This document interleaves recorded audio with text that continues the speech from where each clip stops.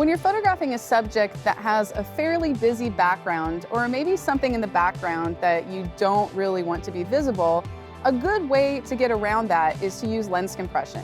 If you are close to your subject with, let's say, a 50mm lens, you can still frame the scene quite well, but your background, even if your aperture is wide open, is still going to be somewhat visible.